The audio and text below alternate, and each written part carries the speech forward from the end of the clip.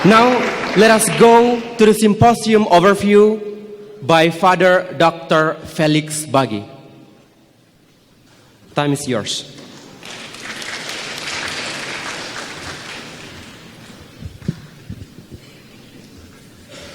Good morning, ladies and gentlemen.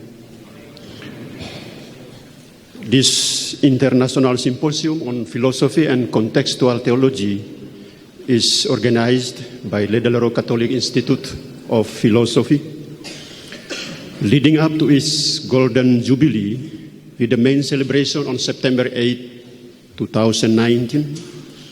This institute wishes to emphasize the need for philosophical, theological, and social reflection so as to make the knowledge of truth wisdom and to make earthly existence ever more human. Philosophy and contextual theology are directly concerned with asking the question regarding the meaning of life and make an attempt to answer it. This question emerges both from the wonder that humanity experiences with others and with the world, and from the tragic and fragile human experiences. Philosophical and theological knowledge, then, is considered as being one of the best texts of humans. In this regard, the time has come for Indonesian philosophers and theologians to reflect more considerably on the discourse on philosophy and theology in general, and on Indonesian philosophy and theology in particular. Indonesia has various multicultural identities, including many different faith traditions. The plurality of culture is within us. We are different, and yet we remain one. However, the collective awareness of our multicultural identity awakens us to engage in mutual dialogue, using a national language to know more and to embrace our multicultural identity. Hence, the main theme of the International Symposium is Love the Light of Wisdom. Wisdom considers fundamental principles of reality and pursues the ultimate meaning of life. The sapiential characteristic of philosophy and theology suggests its authentically metaphysical range, that is, of surpassing the empirical world in order to reach the ultimate in its search for truth. This symposium will present 3 keynote speakers and 10 parallel paper presenters. As we have already known, let me introduce them to you. Prof.Dr. B.Bevans from CTU, the Professor of Catholic Theological Union at Chicago, USA. We will have the respondents for this first presentation, Dr. John Mansford Prior, from the perspective of theology, contextual theology, and Dr. Leo Clayden from the perspective of philosophy, hermeneutic. And the second, Prof.Dr. Azumardi Azra. He will be here tomorrow afternoon. The Rector of Syariah Hidayatullah State Islamic Jakarta. The respondent will be Dr. Matthias Daven. And the third one, Dr. Paul Budi Kleden, the current Superior General of the ISWIDI. And the respondent from the perspective of philosophy, Dr. Leo Kleden, and Dr. George Kirchberger from the perspective of dogmatic theology. We also have parallel paper presenters. They are already here with us. The first one, I would like to introduce Father Jeremias Jena, lecturer at the Department of Medical Ethics and Humanities and researcher at the Ethics Development Center Atma Jaya Catholic University of Indonesia. Father Jeremias, I would like to, here is Father Jeremias Jena. And also we have Father Paul Rahmat SVD, the Director of Vivat Internasional Indonesia, Jakarta. Yes.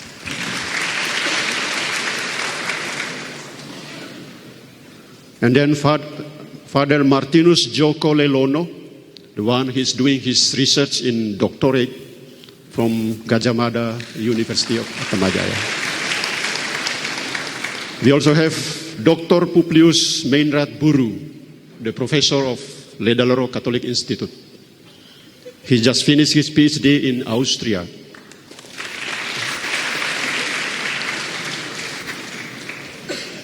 And then Dr. Joseph Ricard Racio, Universitas Katolik de La Salle Manado, from the management department. Yeah. Father Dr. Otto Gusti Madung, we already know him. And the next, Kanis Suvianita from the University of Gajah Mada. He is not around yet. Hopefully today he will be here this afternoon. Emilianus Jacob Sesetolo.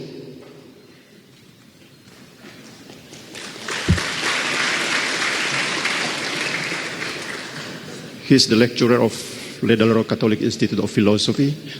Father Petrus Tan. Father Petrus Tan. He just finished his Magister in Theology from this school. And the last one, Jeffrey. I think he is not around yet. Yeah.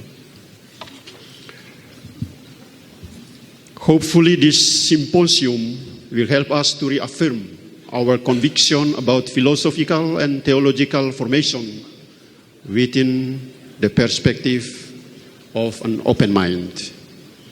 Ladies and gentlemen, we already have the program and the schedule of activities during these 3 days. Today, we will have one keynote speaker from Professor B.Bevans, and tomorrow we will be divided in 5 groups.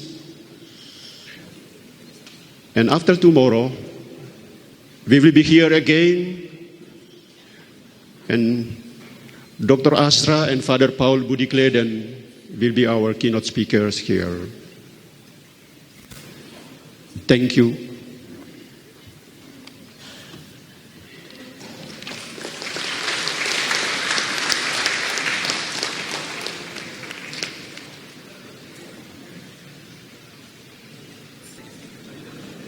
Thank you.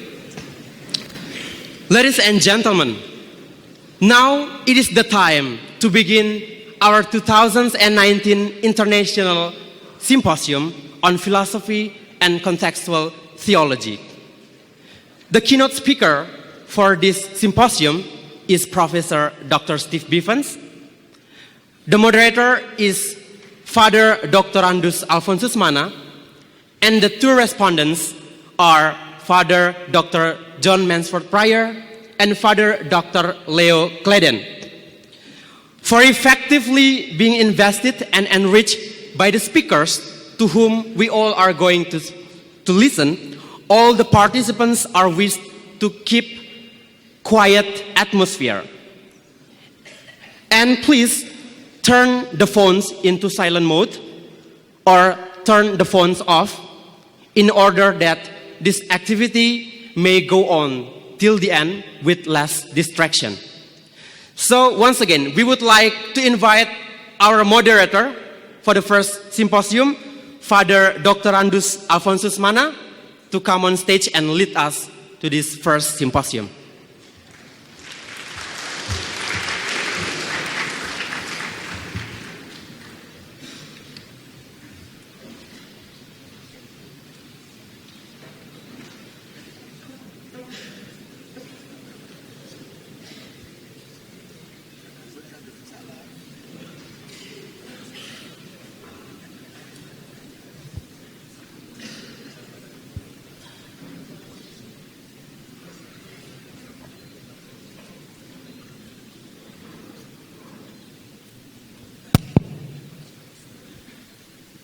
Ladies and gentlemen, good morning to you all. Again, good morning to you all. Selamat pagi. Okay, either you like it or not, I will be your captain for the 2 hours to come. Now I cordially invite our keynote speaker, Father B.Bevans, to come to the stage. Let us give him an applause.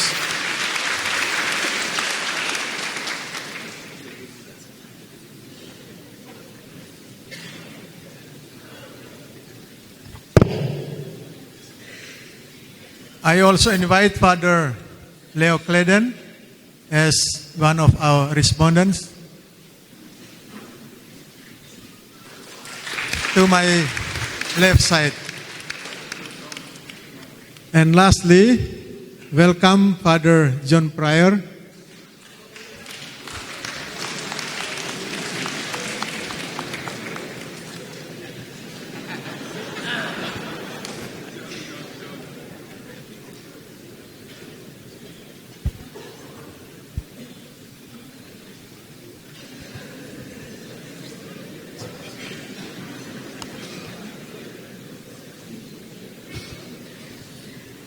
Ladies and gentlemen, present here before us, Father Stephen.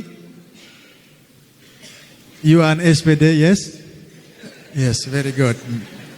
He will be our lone keynote speaker for today.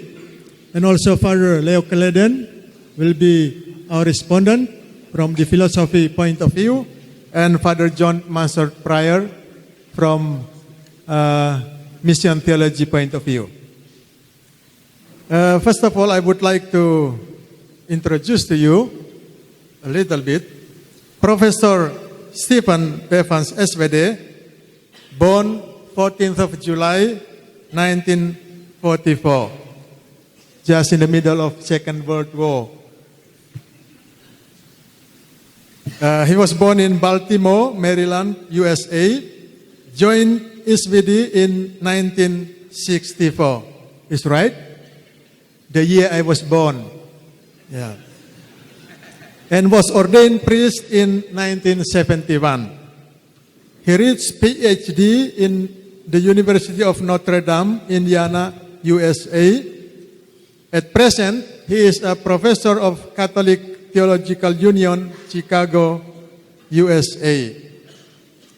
Within the SVD, he is now a member of the Provincial Council of Chicago Province. Professor Stephen writes many books and articles. I mention a few. First, essays in contextual theology, the recent one. Mission on the Road to Emmaus, Constance, Context and Prophetic, Dialogue, together with Kathy Rose, yes? An Introduction to Theology in Global Perspective, Constant in Context, which will have Indonesian translation. Models of Contextual Theology. He has also carried out many researches, yes? The paper, Pope Francis and Inculturation, contains the findings of Professor Stephen Bevans' research into Pope Francis' thinking on inculturation. Father Stephen and Father Leo, he gained his doctorate in Leuven Catholic University, Belgium.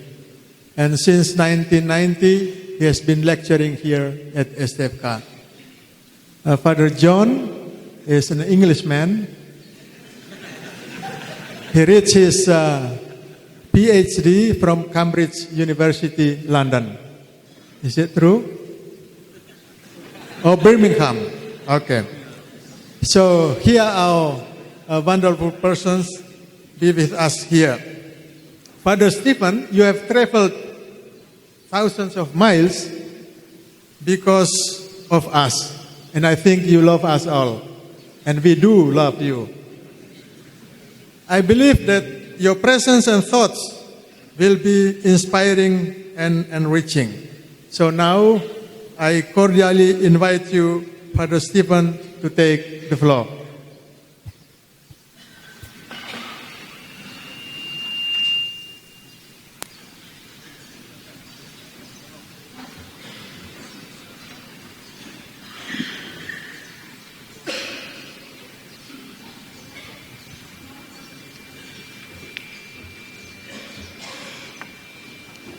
Well, good morning, everyone. I can't tell you how wonderful it is to be here, how honored I am to be with you this morning. I look forward, I hope that you'll be interested in what I have to say about Pope Francis and enculturation. If you are following along with the text, either in English or Indonesian, there are a few places where I've skipped a few paragraphs, just because I thought it would be a little bit better in terms of time. I guess the PowerPoint's not all that clear. I'm sorry about that, but I thought it might help us a bit, but we'll do what we can. On March 13th, 2013, the cardinals of the Roman Catholic Church stunned the world by electing Jorge Mario Bergoglio, Archbishop of Buenos Aires, Argentina, to succeed Benedict XVI as Pope. There were several reasons for the world to be stunned. Bergoglio was a member of the Society of Jesus, a Jesuit, and the first Jesuit ever to be elected Pope. Born in Latin America, he was the first non-European to be elected Pope in some 1,300 years, and the first from the New World of the Americas. What became even more stunning, however, was how in the first days and weeks of his pontificate, Bergoglio, who took the name of Francis, differed profoundly from his predecessor. Benedict is first and foremost a theologian, one of the great theologians of our time. Francis is much more of a pastor, having studied for, but not having completed, his doctorate in theology. Benedict seemed awkward and ill at ease in public. Francis quickly showed himself to be highly charismatic, clearly enjoying his contact with the people he encountered in the crowds that thronged to see him in the days and the years after his election. Benedict is the quintessential European. Francis, although the son of Italian immigrants in Argentina, is Latin American to the core.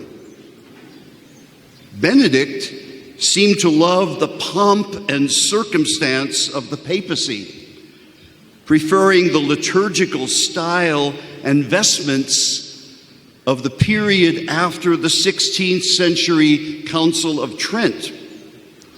Francis has shown himself a man of simplicity, preferring the simple white cassock, the weathered black shoes that he had worn before his election, and the simpler vestments of the Vatican II liturgical reform. Benedict was deeply concerned with a Europe that was abandoning religious faith in the wake of postmodern relativism, and so called for greater education in faith and orthodoxy in doctrine.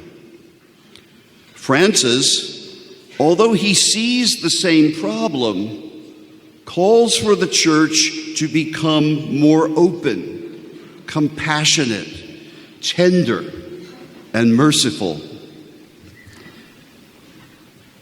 Benedict and Francis differ markedly in at least one other aspect. Benedict is quite wary of culture and context, preferring a theology and church teaching rooted in the great philosophical and theological tradition of the West. Prior to becoming Pope, as Cardinal Joseph Ratzinger, he had opposed some of the tendencies of Latin American liberation theology and Asian religious pluralism, both attempts at inculturation. His famous speech at the University of Regensburg in Germany in 2006 received much publicity for remarks that were interpreted by many as anti-Muslim.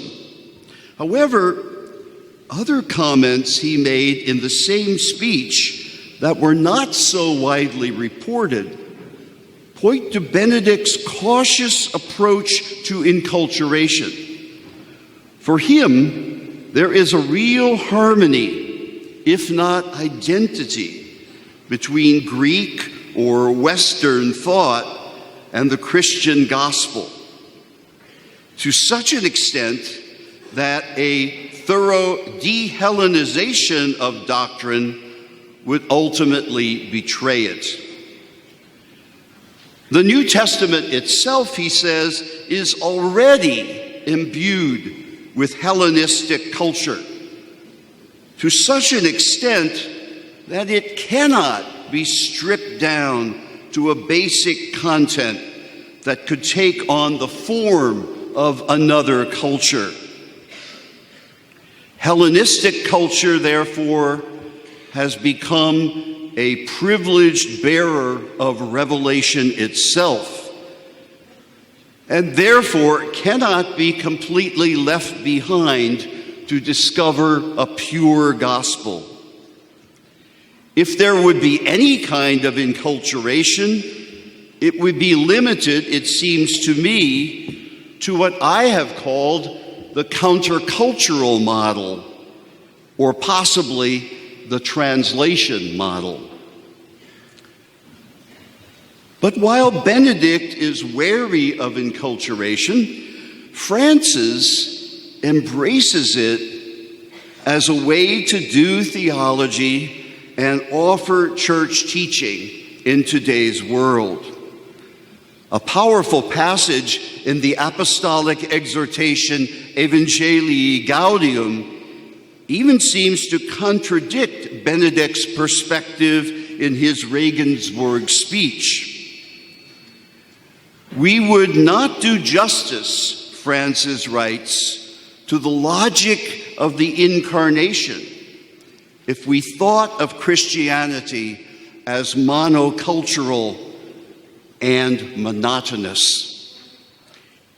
Francis then continues, while it is true,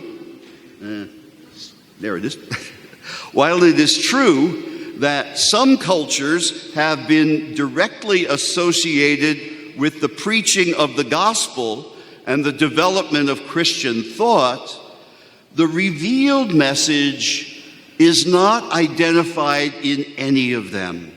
Its content is transcultural. Hence, in the evangelization of new cultures, or cultures which have not received the Christian message, it is not essential to impose a specific cultural form, no matter how beautiful or ancient it may be, together with the gospel.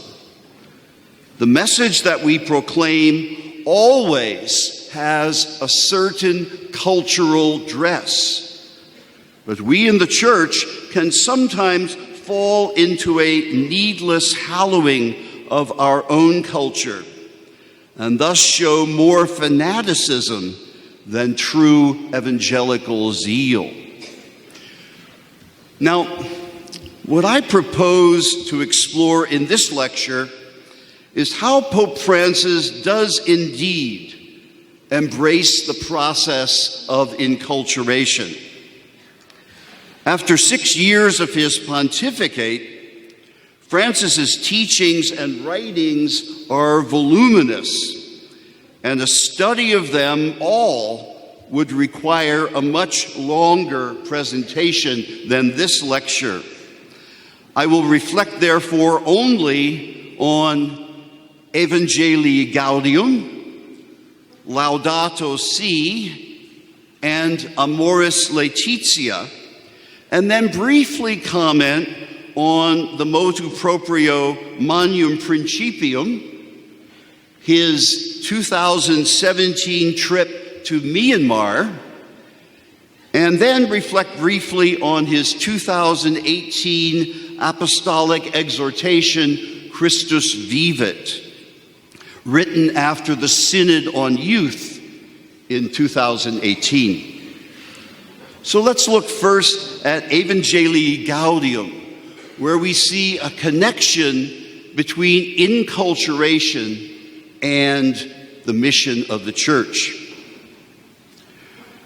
Francis's great statement on mission, Evangelii Gaudium, or the joy of the gospel, makes a strong connection between the need for the church to evangelize and the way it should evangelize. That is, by taking the context, and particularly the cultural context, seriously. After a powerful first chapter in which he calls for a missionary transformation of the church, Francis begins to take up some basic questions related to the work of evangelization by a brief sketch of the context in which we all have to live and work. He does this in two major sections, the first of which focuses on the contemporary world, and the second which focuses on the church itself. Despite the many challenges, Francis insists that the church must continue preaching the gospel with its whole heart. Evangelization is the task of the church, he says. How this is done is the aim of chapter 3 of the document, entitled The Proclamation of the Gospel. It is here that Francis makes the point, I believe, that such proclamation can only be done as enculturation, with appreciation of culture, of people's actual situations, and people's actual struggles. Much of this chapter talks about the sensitivity that evangelizers need to have toward culture. Francis insists that a proper evangelization can only take place, in his words, with enculturation, or the constant doing of theology that is appreciative of God's presence in culture, even when that culture is distorted. The people of God, Francis writes, is incarnate in the peoples of the earth, each of which has its own culture. Cultural existence is human existence, and grace cannot exist without it. He writes that grace supposes culture, and God's gift becomes flesh in the culture of those who receive it. Culture is not only enriched by Christianity, but Christianity enriches it in turn. The Holy Spirit is at work, both enriching culture and with the values of the culture, the Spirit offers new aspects of revelation and gives the church a new face. Indeed, it is the Spirit who offers to the church its Catholicity, the great diversity of ways of understanding the gospel, just as the triune God is a unity that is rich in diversity. So the church exists in a unity that is grounded in God's many-faceted splendor.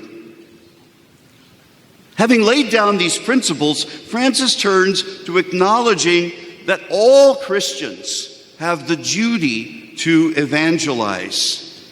As he says famously, we are all missionary disciples. Discipleship cannot be separated from being missionary. A principal way by which evangelization takes root in a particular people is through popular piety, also referred to as popular spirituality, or the people's mysticism, or spirituality incarnated in the culture of the lowly. In a bold move, Francis speaks of popular piety as a locus theologicus, or theological source, a resource from which, like scripture and tradition, theology can be developed. In other words, ordinary Christian faith of ordinary people, expressed in simple but culturally meaningful forms, are real ways of doing enculturation or contextual theology. Francis insists, let us not stifle or presume to control this missionary power. Francis had already cautioned his readers against a kind of mechanical kind of orthodoxy that only is about correct formulas. Earlier in the document, he noted that sometimes people can listen to completely orthodox language, but can actually misunderstand it and take away something alien to the gospel of Jesus Christ. We have to be careful, if we hold a formula, not to forget to convey its substance. If we do not do that, he says, this is the greatest danger. We need to creatively, and the implication is with some risk, find ways to renew expressions that are orthodox, but which have become unclear or irrelevant to ordinary people.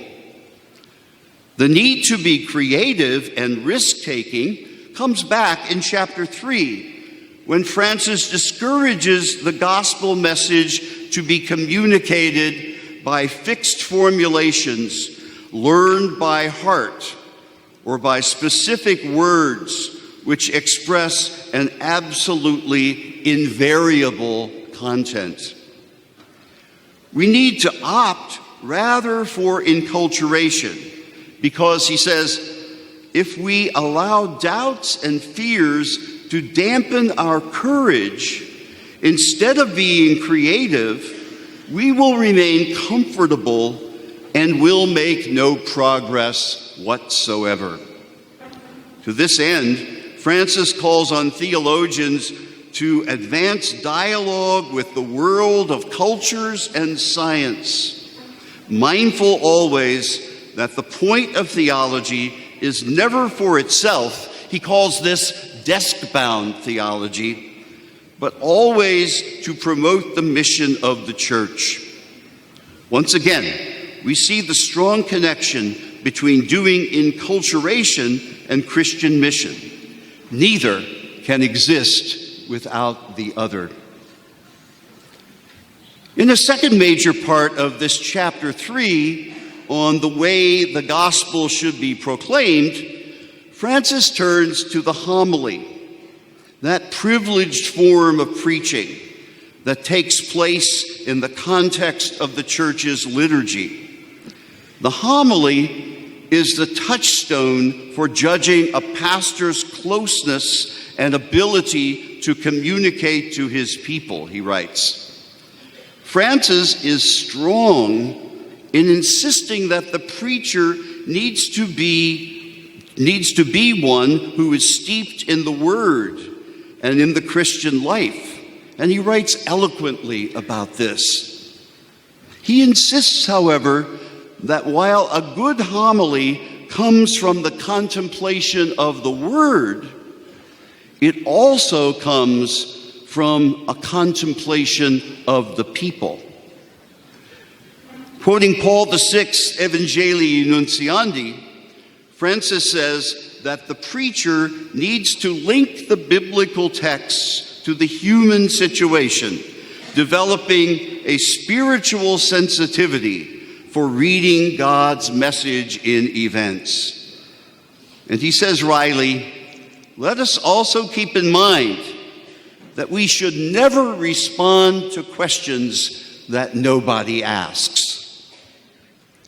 And now we move on to Laudato Si.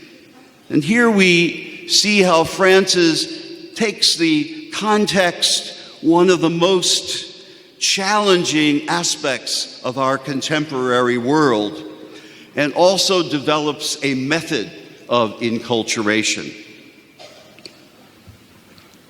Clear from the first days of Francis' pontificate was that one of his major concerns is the integrity of creation. In the homily at the Mass that inaugurated his papacy, which was given on March 19th, 2013, Pope Francis spoke about Saint Joseph as the protector of Jesus, Mary, and the Church. But then he spoke about the need for all Christians, indeed all humans, to be protectors, protecting all creation, the beauty of the created world, as the book of Genesis tells us, and as St. Francis of Assisi showed us. It means respecting each of God's creatures and respecting the environment in which we live.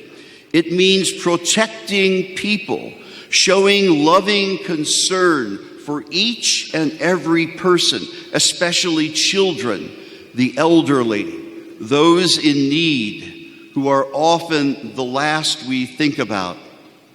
Time and again, in the short homily, Francis comes back to this theme of protection, especially the protection of creation. All in all, he refers to the protection of creation 6 times. In a homily, that's only about 5 or 6 minutes. And to the respect and protection of the environment 2 times. It was not long before it became known that Francis was preparing a major statement and encyclical on the topic of ecology. In the meantime, he referred to the ecological crisis toward the end of Evangelii Gaudium, numbering the entire creation among the weak and defenseless beings at the mercy of economic interests and indiscriminate exploitation. He closes this short section with the words, "Small, yet strong in the love of God, like St. Francis of Assisi, all of us as Christians are called to watch over and protect the fragile world in which we live and all its peoples. The highly anticipated encyclical was issued in June of 2015 to the acclaim of both Catholics, many other believers and unbelievers as well. It was entitled Laudato Si', Italian words from St. Francis of Assisi's poem, The Canticle of Creation. And it was the first papal encyclical to be devoted entirely to ecology and the protection of creation. Laudato Si' is, to my mind, a masterpiece of enculturation. Francis understands the destruction of what he calls our common home as one of the most significant crises in the world today, and brings the biblical and Christian tradition into dialogue with it in order to offer significant wisdom and suggestions for practice to all the peoples of the earth. The method employed by the encyclical is the method of see, judge, and act. Chapter 1, entitled What is Happening to Our Common Home, is a brief but well-informed overview of the causes of the ecological crisis. Francis treats the question of pollution and climate change, of water, the loss of biodiversity, and then the results of these realities in the decline of the quality of human life, the breakdown of society, and the rise of global inequality. Francis goes on to deplore the weak responses from the world's governments. And although he acknowledges that there are a variety of opinions about what he considers the ecological crisis, he says that the church must call for, as he says, an honest debate among experts. Nevertheless, he says, there is no doubt that the crisis is real. He writes, we need only to take a frank look at the facts to see that our common home is falling into serious disrepair.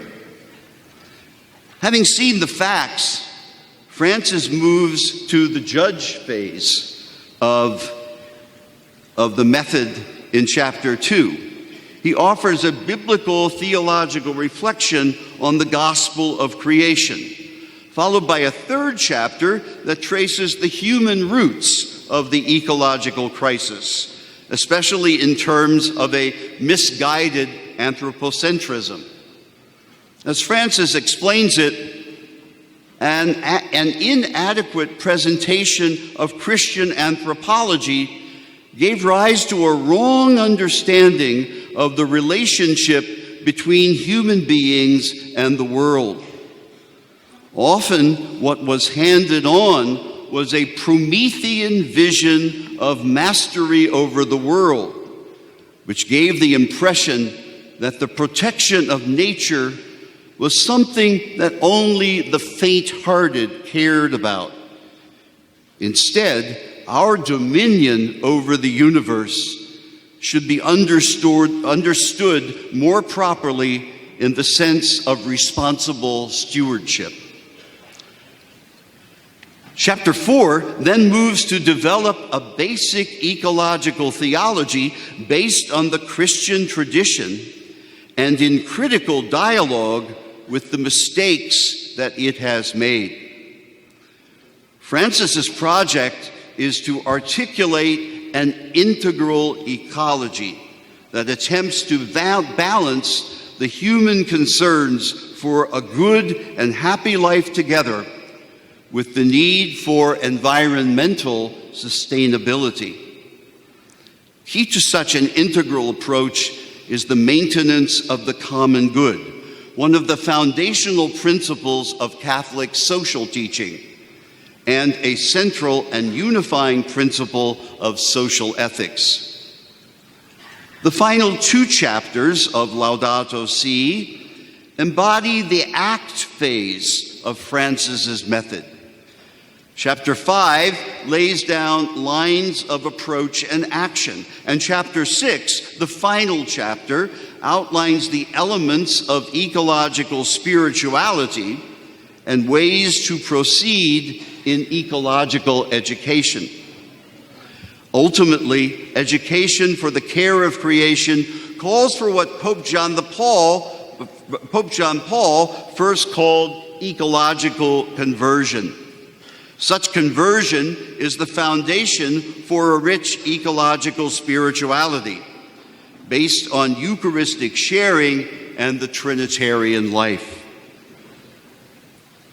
Everything is interconnected, and this invites us to develop a spirituality that is global solidarity, which flows from the mystery of the Trinity. We turn now to the apostolic exhortation Amoris Laetitia. And here the emphasis is on how enculturation is about taking risks. On April 8th, 2016, the Vatican released the apostolic exhortation Amoris Laetitia, or the joy of love. Pope Francis's reflections after the two synods of bishops in 2014 and 15 on the family. The document is a long one, 256 pages of texts in the official Vatican edition. And I think for the most part, although it's warmly written, it's quite unremarkable in content, except for the final chapter. This is chapter 8. It is in this chapter that Francis tries to find new ways to deal with the delicate issue in the Catholic Church of full sacramental participation, especially receiving the Eucharist, by women and men who are living together without being married, or who have been divorced and remarried without their marriage being officially annulled, without their marriage being officially annulled. In this chapter in particular, Francis was doing contextual theology, enculturation, trying to find ways of dealing compassionately with people in difficult situations. And this took into account their own experience on the one hand and maintaining fidelity to tradition and gospel on the other. Chapter 8 created a sensation. On the one hand, it appeared as a word of hope to many women and men in the church that find themselves, often through very little fault of their own, in situations where they cannot participate fully in the church's life. On the other, it came under strong criticism by more conservative Catholics, including several prominent churchmen. In Evangelii Gaudium, Francis had recognized the need sometimes to take risks with traditional formulations for the proper communication of the gospel. In this chapter 8, this is exactly what he did. The theological foundation for the entire chapter is one of the major themes of Francis's papacy: God's mercy. From the first days and weeks after his election, Francis over and over again spoke of the mercy of God. In 2015, he declared that the year 2016 would be an extraordinary jubilee of mercy. In the document that made the proclamation, Francis noted that when faced with the gravity of sin, God responds with the fullness of mercy. Indeed, he writes, quoting St. Augustine, "It is easier for God to hold back anger than to hold back mercy." And so it is. God's anger lasts but a moment, God's mercy forever. In Evangelii Gaudium, we read, as Francis refers to the frequency of his references to God's mercy, "Let me say this once more. God never tires of forgiving us. We are the ones who tire of seeking God's mercy." It is with mercy that Francis begins chapter 8 of Amoris Laetitia. Quoting the final document of the 2014 Synod, he acknowledges that the Church must accompany with attention and care the weakest of her children, who show signs of a wounded and troubled love, by restoring in them hope and confidence, like the beacon of a lighthouse in the port, or a torch carried among the people to enlighten those who have lost their way or who are in the midst of a storm. Francis then refers to a favorite image of the Church that he first used as Pope in an interview with the Jesuit journalist Antonio Spadaro in 2013. The image is the Church as a field hospital. It is useless to ask a seriously injured person if he has high cholesterol and about the level of his blood sugar. You have to heal the wounds. Then we can talk about everything else. Heal the wounds. Heal the wounds. Referring to the 2014 Synod document, Francis speaks of the need of a pastoral dialogue or pastoral discernment in order to determine how God's mercy can be understood in the context of situations of people that do not measure up to the expectations of the Church in terms of their marriage. Engaging in that dialogue or discernment, constantly referring to the documents of the 2014 and 15 Synod, Francis recognizes that for many people, the choice of a civil marriage or living together without marriage is the result not of prejudice or resistance to a sacramental union, but by cultural or contingent situations. Rather than condemning these people outright, the Church needs to respect them. Indeed, with such respect and no condemnation, they may often, when the time is right, seek the regularization of their union with the Church. Francis continues his pastoral dialogue and exercise of pastoral discernment when he turns to the question of divorced and remarried Catholics. Quoting a homily that he gave to new cardinals in 2015, he states that there are two ways of thinking which recur through the Church's history: casting off and reinstating.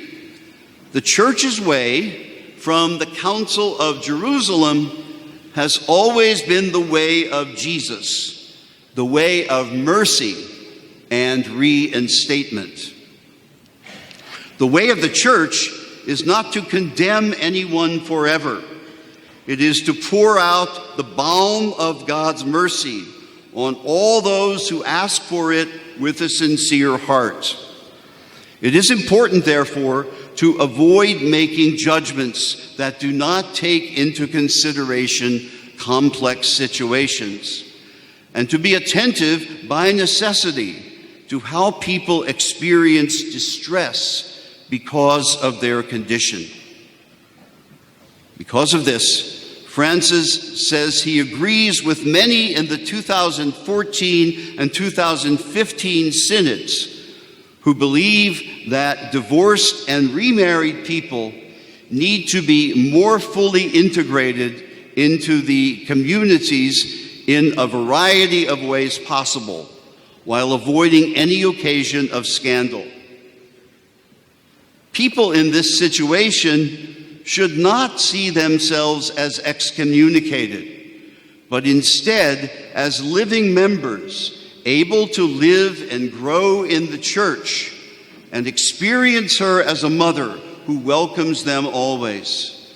Francis insists that such a perspective does not compromise the demands of the gospel, because he says there is a strong tradition in the church of factors that mitigate personal culpability in situations beyond their control.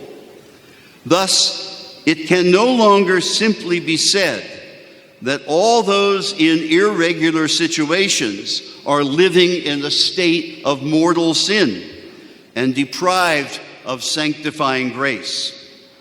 And so, in the light of God's mercy and the often difficult circumstances in which people find themselves, the door is open for people living together or in civil unions and divorced and remarried Catholics to participate more fully in the church's life.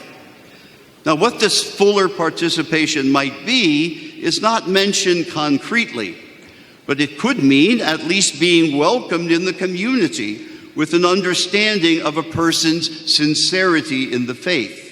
It could mean that a person could be an active participant in parish activities, like being a lector at Mass or a volunteer in a number of parish ministries. It could also mean that the person would be able to receive communion at Eucharist. Francis recognizes the imperfection of the situation, but insists that God's love and mercy trumps a strict legalistic approach. Francis recognizes that there are those in the church who prefer a more rigorous pastoral care, which leaves no room for confusion. Nevertheless, he says, what he thinks is that Jesus wants a church attentive to the goodness which the Holy Spirit sows in the midst of human weakness. A mother who, while clearly expressing her objective teaching, always does what good she can, even if in the process her shoes get soiled by the mud of the street. Sometimes, Francis writes, we find it hard to make room for God's unconditional love in our pastoral activity. And we put a lot of conditions on God's mercy. But he exclaims, that is the worst way of watering down the gospel. We come now to the motu proprio Magnum Principium and the trip to Myanmar. And we see here how Francis does enculturation by being sensitive to the local culture. In September of 2017, Francis showed a sensitivity to local cultures in a decree entitled Magnum Principium, a decree that had to do with the process for approving adaptations and translations of liturgical texts in local cultures and languages. The document itself is written in quite technical language and is focused on a change of wording in the Catholic Church's Code of Canon Law, numbers 838.1, .2, and .3. Its point, however, is simple and very important.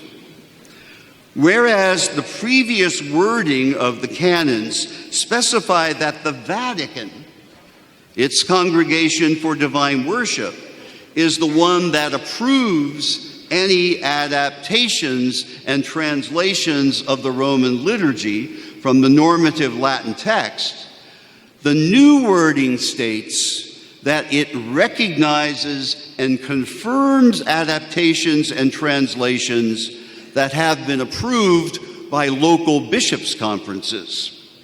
In other words, it is the local church in a particular context that has the basic say in terms of the particular variations in and translations of the liturgy. Soon after the publication of the decree, the head of the Vatican's Congregation of Divine Worship, Cardinal Robert Sarah, published an opinion that the Pope had not taken away all the authority of his congregation for approval of adaptation of texts.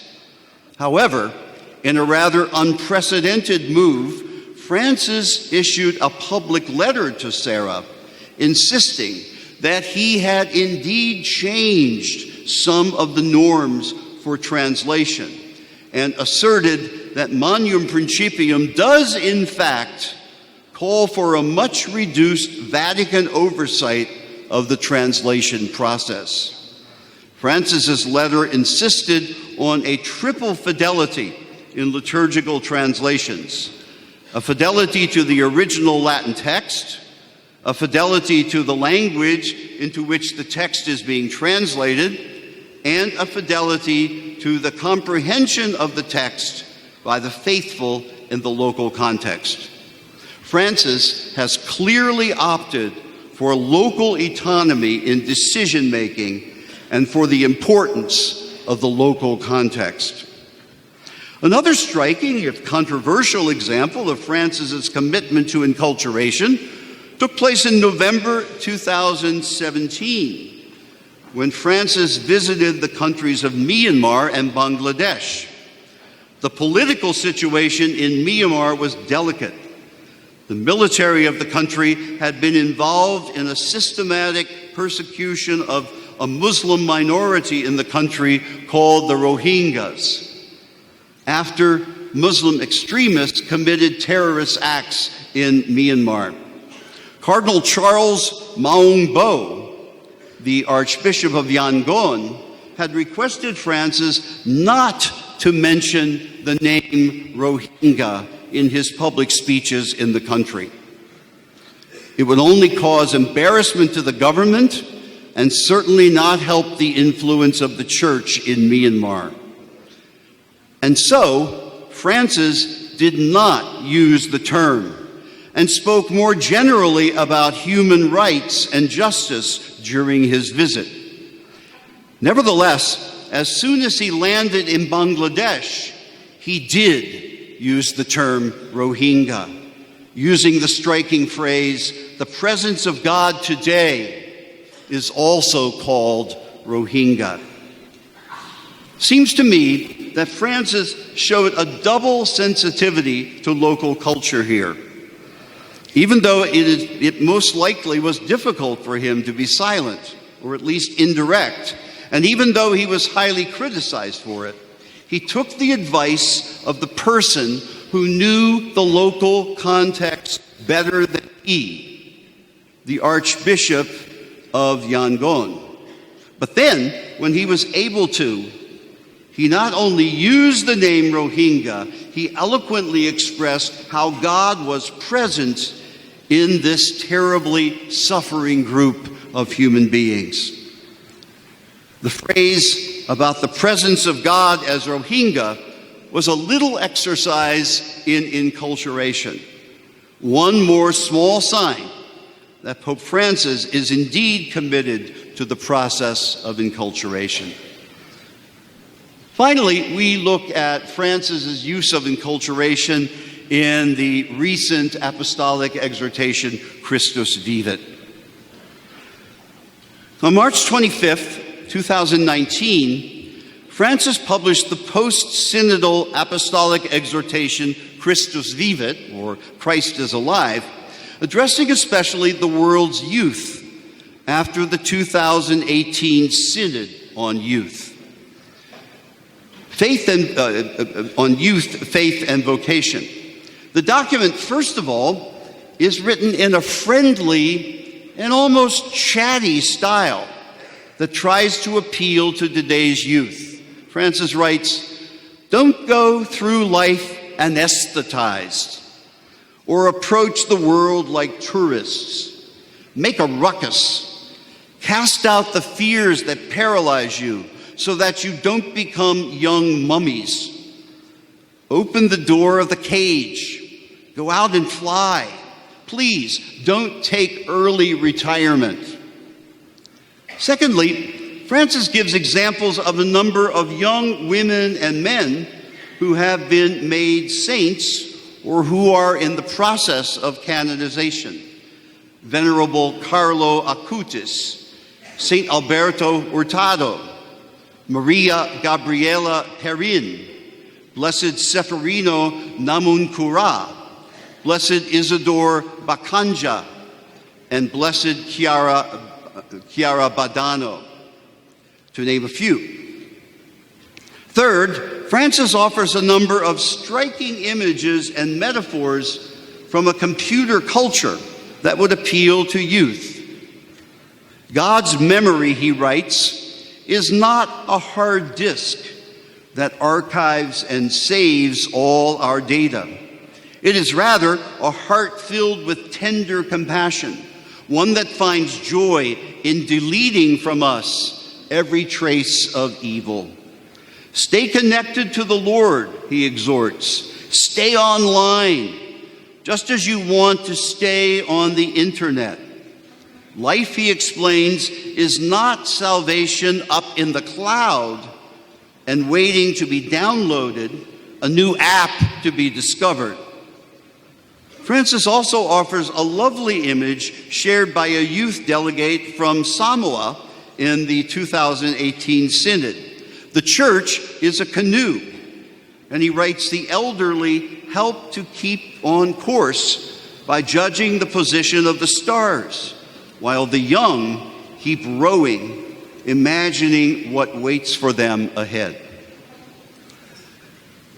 So let me conclude, finally.